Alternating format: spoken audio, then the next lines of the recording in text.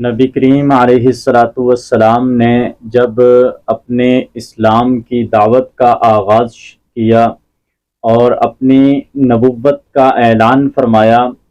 تو ابتدا میں اللہ تعالیٰ کی طرف سے آپ کو یہ حکم دیا گیا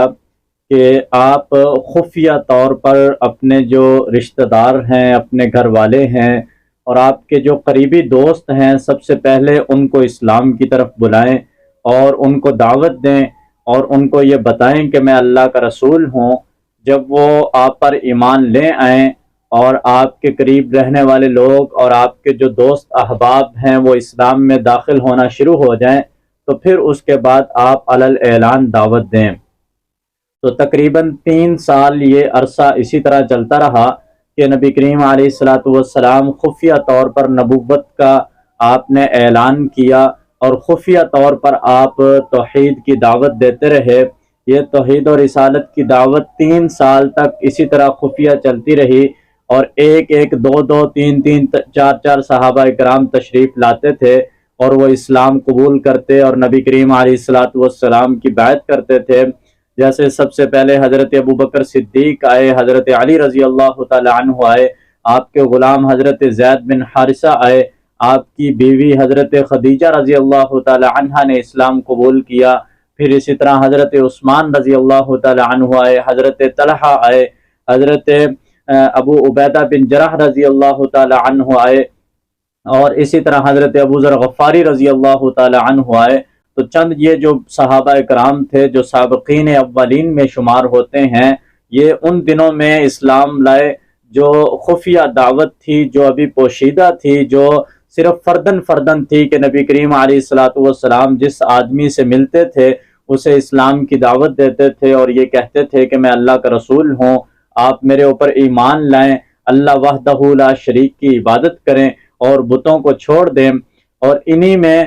حضرت ارقم رضی اللہ تعالی عنہ بھی تھے۔ جب یہ ایک ایک کر کے ایک اسلام کی مختصر سی جماعت بن گئی مسلمانوں کی اور ایک ایک کر کے وہ چھوٹی سی جماعت جب بڑھنے لگی تو نبی کریم علیہ الصلاۃ والسلام نے ان مسلمانوں کے لیے جو تعلیم اور تعلم کے لیے اور ان کی واعظ و نصیحت کے لیے ایک جگہ مقرر کی اور اس کے لیے مشورہ یہ ہوا کہ حضرت ارقم رضی اللہ تعالی عنہ کے گھر پہ کوہ صفا پر ان کا گھر تھا، وہاں پر سارے جمع ہوں اور وہاں قرآن پاک کی تعلیم ہو اور اسلام کی تعلیم کا آغاز کیا جائے۔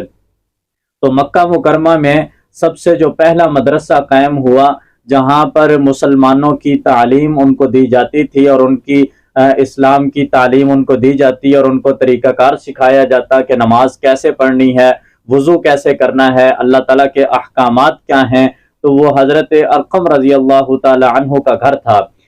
حضرت ارقم رضی اللہ تعالی عنہ بھی سابقین اولین مسلمانوں میں سے تھے اور یہ تقریباً 10ویں یا 9ویں مسلمان تھے۔ تو ان کا گھر جو ایک الگ جگہ پر تھا تو اس میں تمام مسلمان جمع ہوتے تھے اور وہاں نبی کریم علیہ الصلاۃ والسلام ان کو واعظ و نصیحت فرماتے تھے۔ اگر کوئی نیا مسلمان ہوتا تو وہ بھی دار ارقم میں آ کے نبی کریم علیہ الصلاۃ والسلام کی خدمت میں حاضر ہوتا اور آپ اسے اسلام کی دعوت دیتے اور وہ اسلام کو قبول کر لیتا۔ تو حضرت عمر فاروق رضی اللہ تعالی عنہ کے اسلام لانے تک اسی طرح دار ارقم میں ہی قرآن پاک کی تعلیم دی جاتی رہی، اسلام کی تعلیم دی جاتی رہی۔ جب حضرت عمر رضی اللہ تعالی عنہ نے اسلام قبول کیا تو پھر نبی کریم علیہ الصلاۃ والسلام جہاں چاہتے تھے اسلام کی تعلیم دیتے، جہاں مسلمان چاہتے تھے عبادات کرتے تھے اور انہیں کوئی روک ٹوک نہیں تھی۔ جب یہ 3 سال خفیہ دعوت کا وقت گزرا اور عرصہ گزر گیا تو اللہ تعالیٰ نے نبی کریم علیہ الصلاۃ والسلام کو حکم فرمایا کہ اب آپ علی الاعلان اپنی نبوت کو لوگوں کے سامنے پیش کریں اور علی الاعلان اسلام کی ان کو دعوت دیں۔ فاصدع بما تؤمر واعرض عن المشرکین، کہ آپ کو جو حکم دیا گیا ہے اسے ببانگ دہل علی الاعلان بیان کریں اور ان مشرکین سے اعراض کریں، ان سے بچیں۔ وَأَنذِرْ عَشِيرَتَكَ الْأَقْرَبِينَ، اور اب سب سے پہلے اپنے قریبی رشتہ داروں کو بلائیں اور ان کو ڈرائیں اللہ تعالیٰ کے عذاب سے۔ وَاخْفِضْ جَنَاحَكَ لِمَنِ اتَّبَعَكَ مِنَ الْمُؤْمِنِينَ، اور ان لوگوں کے لیے نرمی کریں جو آپ کی اتباع کریں، یعنی جو لوگ اسلام میں داخل ہو جائیں اور آپ کی اتباع کرنا شروع کر دیں اور ایمان لے آئیں تو ان مومنین کے ساتھ نرمی والا معاملہ کیجئے، اور آپ ان کو بتا دیجئے کہ میں ہی اللہ تعالیٰ کی طرف سے تمہیں ڈرانے والا ہوں۔ تو جب اللہ کی طرف سے آپ کو حکم مل گیا کہ آپ اس دعوت کا آغاز علی الاعلان کر دیں،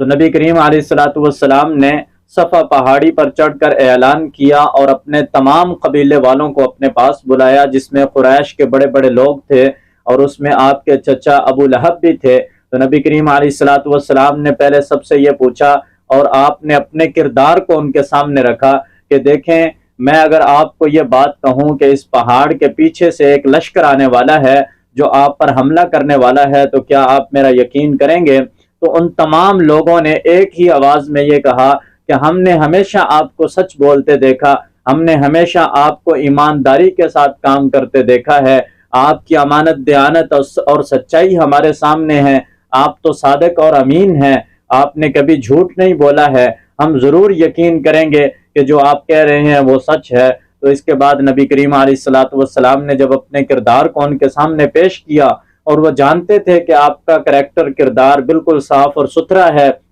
اور سچا ہے، پاکیزہ ہے، تو نبی کریم علیہ الصلوۃ والسلام نے ان کے سامنے یہ اپنی دعوت کو رکھا کہ میں اللہ کی طرف سے تمہاری طرف رسول بنا کر بھیجا گیا ہوں اور میں ڈراتا ہوں اللہ تعالیٰ کے عذاب سے، اگر تم اللہ کی نافرمانی کرتے رہے اور اللہ اور اس کے رسول پر ایمان نہ لائے تو عن قریب تمہیں ایک عذاب آ کر پکڑ لے گا۔ تو یہ ایسے بدبخت تھے کہ جیسے ہی اسلام کی دعوت آپ نے ان کو دی، تو یہ ایک سابقہ پرانا طریقہ تھا کہ جیسے پہلے انبیاء اپنی قوموں کو دعوت دیتے تھے اور قومیں ان کے خلاف ہو جایا کرتی تھی، جیسے ہی نبی کریم علیہ الصلوۃ والسلام نے اسلام کی دعوت دی تو ان کی قوم بھی اسی طرح ان کے خلاف ہو گئی اور معاذ اللہ نبی کریم علیہ الصلوۃ والسلام کو جھوٹا کہنے لگے، اور ان کے جو چچا ابو لہب تھے انہوں نے پتھر اٹھا کر مارا اور یہ کہا کہ تبن لکا یا محمد، معاذ اللہ کہ اے محمد آپ کے ہاتھ ٹوٹ جائیں۔ تو اللہ تعالیٰ نے اس کے جواب میں سورہ لہب نازل کی اور فرمایا تبت یدا ابی لہب و تب، کہ ابو لہب کے دونوں ہاتھ ٹوٹ جائیں۔ اور اسی طرح سورہ لہب کا جتنا بھی آگے تمام آیات میں ابو لہب کے بارے میں اور ان کی بیوی کی ہلاکت کے بارے میں ہی اللہ تعالیٰ نے بیان کیا ہے۔ تو نبی کریم علیہ الصلوۃ والسلام نے جب دعوت کا علی الاعلان آغاز کیا تو آپ نے صفا پہاڑی پر چڑھ کر اعلان کیا، اور جب لوگوں کے سامنے یہ بات آئی تو لوگ اس سچائی کو ماننے سے مکر گئے اور انہوں نے انکار کر دیا اور نبی کریم علیہ الصلوۃ والسلام کی نبوت اور رسالت کو تسلیم نہ کیا اور آپ کی مخالفت کرنے لگے۔ لیکن چونکہ اللہ نے حق کو واضح کرنا تھا اور اس کو ہمیشہ کے لیے پھیلانا تھا، تو نبی کریم علیہ الصلوۃ والسلام کی دعوت رنگ لائی اور آپ کی اور آپ کے دوستوں کی قربانیاں رنگ لائی، اور ایک وہ وقت آیا کہ جب اللہ تعالیٰ نے مکہ میں ہی آپ پر یہ آیت نازل کی الیوم اکملت لکم دینکم واتممت علیکم نعمتی ورضیت لکم الاسلام دینا، کہ اللہ نے آج تمہارے اوپر اس دین کو مکمل کر دیا ہے، اپنی تمام نعمتیں اللہ نے تمہیں عطا کر دی ہیں اور اللہ تعالیٰ دین اسلام میں آپ پر راضی ہے۔